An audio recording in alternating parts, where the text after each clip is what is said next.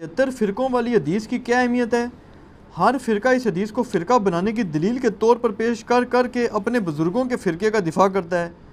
علی بھائی کا اس حوالے سے کیا موقف ہے؟ علی بھائی تو پہلے آپ سے یہ کہیں گے 73 فرقوں والی حدیث کی بڑی اہمیت ہے، اس لیے کہ اسی کی اہمیت کو اس امت نے پکڑا ہوا ہے اور اجاگر کر رہی ہے، اپنا لقمہ اس کے منہ میں ڈال۔ جو 73 فرقوں والی ایک حدیث جو پبلک میں مشہور ہے نا جامع ترمذی کی، وہ تو ضعیف ہے۔ شیخ البانی، شیخ زبیلی زئی صاحب دونوں نے اس کو ضعیف کہا ہے۔ مشکات میں بھی آپ کو شروع میں کتاب الاعتصام بالکتاب والسنہ چیپٹر میں مل جائے گی کہ نبی علیہ السلام نے فرمایا بنی اسرائیل میں 72 فرقے تھے، میری امت 73 فرقوں میں بٹ جائے گی، سوائے ایک کے سب دوزخی ہوں گے۔ اور پوچھا گیا وہ جنتی گروہ کون سا ہے، تو کہا گیا ما انا علیہ و اصحابی، جس پہ میں اور میرے اصحاب ہیں۔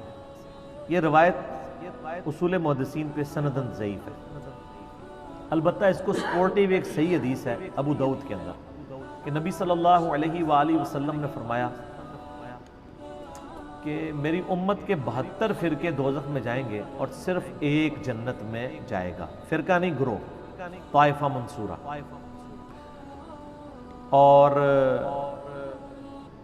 نبی علیہ السلام فرمایا وہ ہے الجماع، یہ بھی ساتھ بتایا۔ آپ دیکھیں 73 فرقوں والی حدیث جو لوگ بیان کر رہے ہیں وہ ساتھ بتاتے نہیں ہیں کہ اس فرقے کا نام بھی آیا ہے، فرقہ نہیں کہنا چاہیے اس گروہ کا، الجماع۔ الجماع کس کا نام ہے؟ کسی کا بھی نہیں۔ بریلوی کے الجماع اپنے آپ کو کہتے ہیں، دیوبندی، اہل حدیث یا کوئی بھی نہیں کہتا۔ الجماع کا مطلب ہے امت کی مین سٹریم، اجماع امت جو موٹے موٹے عقیدوں کو لے کے چل رہی ہے۔ اور آپ علیہ السلام فرمایا کہ میری امت میں ایسے یعنی فرقے پیدا ہوں گے جیسے باولا کتا کسی کو کاٹ جائے اور اس کا اثر ایک ایک رگ و ریشے میں داخل ہو، اس طرح میری امت میں بدعت پھیلے گی۔ اچھا، نبی علیہ السلام نے بھی دیکھا ہے کہ یہ کتے کی مثال دی ہے۔ مجھے بتائیں کہ یہ کسی گروہ میں بدعت کا پھیلنا جس باولے کتے کے کاٹنے سے ہوگا، نبی علیہ السلام فرمایا وہ کتا کوئی ہاکی کا پلیئر ہوگا، کرکٹ کا پلیئر ہوگا یا کوئی مولوی ہوگا؟ ظاہر ہے مولوی کسٹوڈین ہے نا، عقائد کا کسٹوڈین کون ہے؟ مولوی۔ تو علماء کو نبی اسلام نے، علماء سو کو کیا فرمایا؟ کتا، اور باولا کتا، پاگل کتا۔ بلکہ قرآن میں سورۃ الاعراف کی آیت نمبر 175 اور 176 میں بلعام بن باورا کی مثال دی گئی ہے کہ اللہ تعالیٰ فرماتا ہے وہ کتے کی مثال ہے، جو جیسا کہ زبان ہانپ رہا ہے، وہ اس پہ بوجھ ڈالا جائے تب بھی زبان ہانپے، نہ ڈالا جائے تب بھی زبان ہانپے۔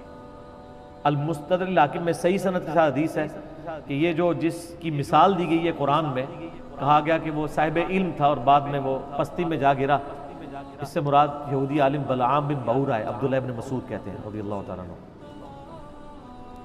قرآن میں بھی کتے کی مثال، حدیث میں بھی کتے کی مثال۔ اور اب آپ دیکھ لیں جب ہم کہتے ہیں کہ جی آپ علماء سو کو کتا کہا گیا تو وہ پھر ہم سے ناراض ہوتے ہیں۔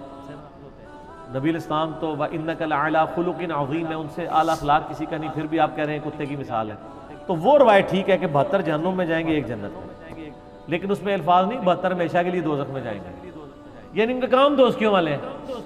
ورنہ نبی علیہ السلام یہ کلیئر کرتے ہیں کہ 72 تو ہمیشہ کے لیے دوزخ میں ہے اور ایک ہمیشہ کے لیے جنت میں، یعنی اپنے اعمال کی وجہ سے ڈومیننٹ ان کا پورشن جہنم میں جائے گا۔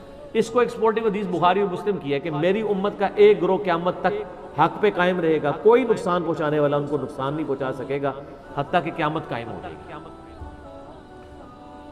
تو یہ جو لوگ ان احادیث کی بنیاد پہ اپنے گروہ کو جنتی کہتے ہیں اور دوسرے کو دوزخی، پہلے تو یہ کلیئر کر دیں جنتی فرقہ کوئی بھی نہیں ہے، فرقہ تو ہوتا ہی وہ ہے جو اصل سے ٹوٹ کے الگ ہو، جنتی گروہ ہے، طائفہ منصورہ، کامیاب گروہ۔ نبی علیہ السلام، صحابہ، تابعین، اہل بیت سب کے سب ایک یعنی جنتی گروہ تھے، ان سے ٹوٹ کے جو الگ بنا وہ فرقہ ہے۔ اب یہ پتہ ٹوٹتا ہے تو وہ فرق ہو جاتا ہے نا اپنے درخت سے، وہ پتہ تو نہیں کہہ سکتا یہ درخت فرقہ ہے۔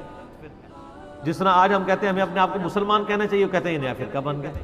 اور فرقہ تو وہ ہے جنہوں نے انڈیا کے شہروں کے نام کے اوپر اپنے آپ کو بانٹا ہوا ہے، بریلی اور دیوبندی، بریلوی دیوبندی دونوں انڈیا کے شہر ہیں، حالانکہ ہم ان کو پھر مسلمان سمجھتے ہیں، تمام اختلافات کے باوجود ان کی اصلاح کے لیے علمی طریقے سے ان پہ ان کی غلطی ہائی لائٹ کرتے ہیں۔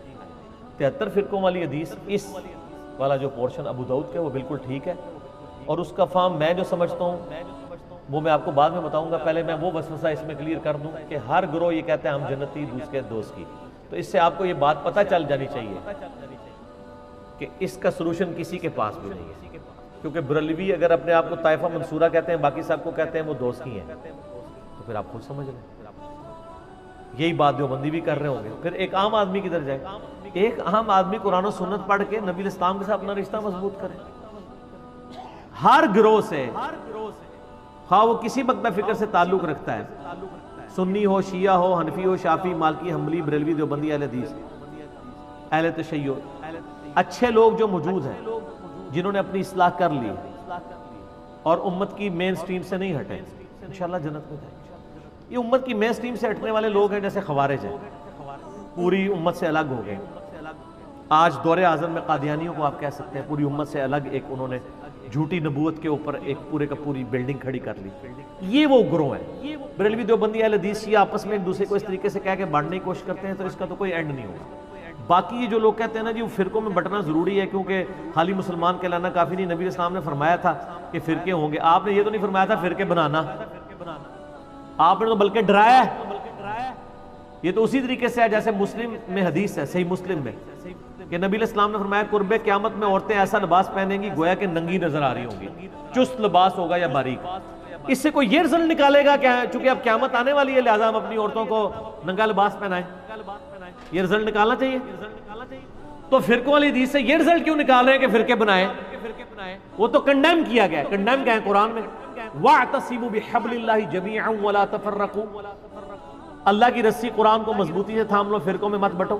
قرآن جب منع کر رہا ہے فرقے بنانے سے تو حدیث میں تو صرف خبر ہے، حکم نہیں ہے۔ حدیث تو بتا رہی کہ ایسا ہو جائے گا بچ جانا، جیسا کہ ایسا ہو جائے گا کہ عورتیں چست لباس پہنیں گی تم بچ جانا، انہوں نے اسے حکم بنا لیا ہوا ہے، یعنی کامن سینس بھی نہیں، لیکن common sense is not so common, common sense بھی کم لوگوں میں ہی ہوتا ہے، اتنا کامن بھی نہیں ہوتا۔ اور آپ دیکھیں فرقہ واریت کا عفریت اور جن اور بدعت اتنی خطرناک چیز ہے کہ یہ شوگر کوٹڈ کر کے ہر مسلمان نے جو ہے نا وہ استعمال کر لی ہوئی ہے، اور اس کے اوپر کبھی اس آیت پہ کسی نے نہیں عمل کرنا، وَاعْتَصِمُوا بِحَبْلِ اللَّهِ جَمِيعًا وَلَا تَفَرَّقُوا، اور اس سے سخت آیت جو اپنے منہج پہ ہم نے لکھی ہوئی ہے، ان الذین فرقوا دینہم وکانوا شیعا لست منہم فی شیء، بے شک جنہوں نے دین میں فرقے بنا لیے اور اپنے آپ کو گروہوں میں بانٹ لیا، اے نبی آپ کا ان سے کوئی تعلق ہی نہیں ہے، انما امرہم الی اللہ، ان کا معاملہ اللہ کے سپرد ہے، اللہ ان کو بتا دے گا جو دنیا میں انہوں نے کرتوت کیا۔ کتنی سخت آیت ہے، سورۃ الانعام آیت نمبر 159، اس پہ کسی نے عمل نہیں کرنا۔ آج تک آپ نے یہ تو سنا ہوگا جشن دیوبند کانفرنس سنی ہے نا، عظمت اہل حدیث کانفرنس، 100 سالہ جشن اعلی حضرت سنے؟ آج تک آپ نے کبھی سنی ہے مسلمان کانفرنس یا مسلم کانفرنس؟ نہیں، کوئی بھی کرنے کے لیے تیار نہیں، ان چیزوں کو فخریہ کرتے ہیں، اور جو اللہ نے ہمارا نام رکھا تھا ہوا سماکم المسلمین من قبل وفی ھذا، اللہ نے تمہارا نام مسلم رکھا تھا اس قرآن سے پہلے، ابراہیم علیہ السلام نے رکھا، اللہ نے اس قرآن میں انڈورس کیا۔ آپ کسی کو جا کے نا میں مسلم ہوں ایسے دیکھنا شروع ہو جائے گا، میں کافر ہوں۔ آپ کسی بریلویوں کی مسجد میں جا کے نا میں بریلوی ہوں، ٹھیک ہے ماشاءاللہ، آپ کہیں دیوبندی ہوں، تھوڑا سا منہ چڑھائے گا لیکن کہے گا ہاں دیوبندی بھی ایک فرقہ ہے، وہ فلاں جگہ ان کی مسجدیں ہیں، اہل حدیث بھی ایک فرقہ ہے، ٹھیک ہے آپ نے اگر اہل حدیث ہے تو آپ اس مسجد میں چلے جائیں، لیکن اگر آپ جا کے کہہ دیں خدا نہ خواستہ کہ میں مسلم ہوں، مسلمان ہوں، تو اس کے چہرے کا رنگ فاقد ہو جائے گا، وہ سمجھے گا آپ نے اس کو گالی دے دی۔ اس سے بڑی کیا لعنت پڑ سکتی تھی کہ مسلم نام سے آپ چڑھ جائیں، جو ہمارا فخر تھا، ما کان ابراہیم یہودی ولا نصرانی، ابراہیم نہ تو یہودی تھے نہ نصرانی تھے، ولکن کان حنیفا مسلما وما کان من المشرکین، بلکہ وہ تو حنیفہ تھے، سب سے ٹوٹ کے ایک اللہ کے ہو جانے والے، وہ مشرک نہیں تھے اور مسلم تھے، سر تسلیم خم کر رہے ہیں۔ یہ آج ہمارے لیے مصیبت بن گئی ہے، ہم جب لوگوں کو بتاتے ہیں لوگ پریشان ہو جاتے ہیں، پھر ہم ان کو پھکی دیتے ہیں۔ صحیح مسلم میں ایک حدیث ہے کہ قرب قیامت میں جب دجال آئے گا نا تو الٹیمیٹلی یہودیوں کے خلاف جب مسلمان قتال کریں گے تو اللہ کے نبی علیہ السلام فرماتے ہیں اگر یہودی کسی پتھر کے پیچھے بھی چھپا ہوگا نا تو وہ پتھر بھی بول کے کہے گا ایھا المسلم، اے مسلم میرے پیچھے یہودی اسے قتل کر دو، سوائے ایک درخت کے غرقت جو یہودیوں کو پناہ دے گا، کیونکہ وہ یہودیوں کا درخت ہے جس کی کاشت انہوں نے بہت زیادہ کی ہوئی ہے۔ میرا یوٹیوب پہ غرقت کے اوپر ایک کلپ بھی ریکارڈڈ ہے۔ میں یہ کہتا ہوں کہ اگر آج کے بریلوی دیوبندی اہل حدیث شیعہ کو پتھر کے پیچھے سے یہ آواز آ جائے اے مسلم، تو ہو سکتا ہے یہ کہ پیچھے کوئی انجینئر صاحب کی ویڈیو چل پڑی ہے، انہوں نے تو مڑ کے بھی نہیں دیکھنا جب تک انہیں یہ نہ کہا جائے کہ اے بریلوی، اے دیوبندی، اے اہل حدیث۔ تو چڑھتے ہیں مسلم نام سے، آج اگر چڑھ رہے ہیں تو اسی وقت بھی چڑھیں گے۔ قرآن و سنت کی ٹرم تو مسلم اور مومن ہی ہے، باقی آپ کی بنائی ہوئی ہے۔